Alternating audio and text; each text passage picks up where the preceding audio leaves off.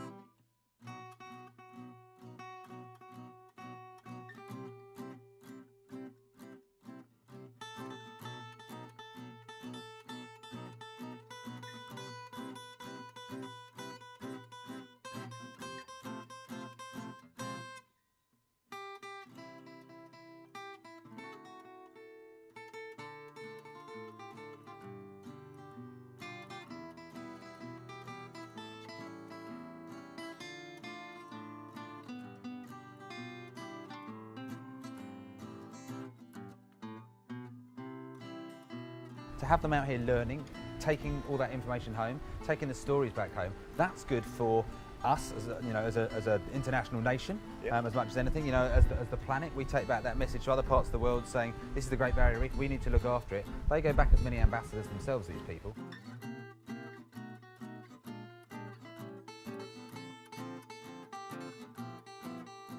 We're very fortunate in the fact that we've got the biggest reef on the planet.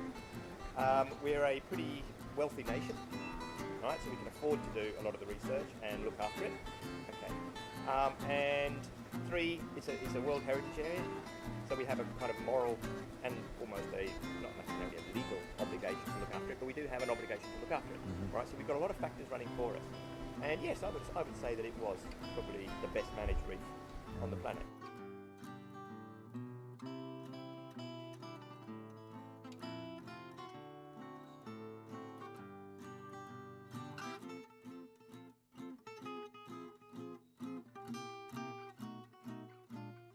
So we've got the research stations up the reef.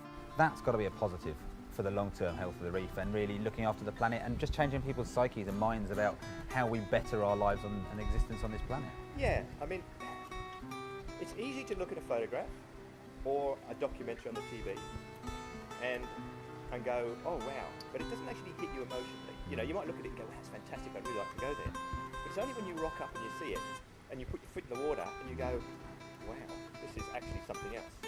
And that is what makes people get off their bums and do something about it.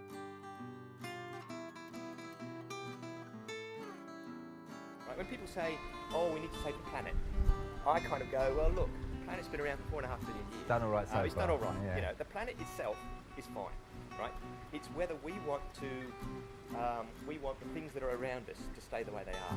And there is a bit of a tendency, I think, at times, if you take it to an extreme, of trying to fossilise a landscape or fossilise a situation. Whereas in fact, we know intellectually, so this is where your emotion and your intellect conflicts a little bit. Intellectually, we know that things evolve. Like you said about the reef being a constantly changing, evolving reef. The reef hasn't been here forever. The reef's only been here for 10,000 odd years, right? The big difference between us, I think, and a lot of other animals is that we have a choice. And we can decide, we know things will evolve anyway, but we can either trash things or we can just let things evolve, with a little bit of help.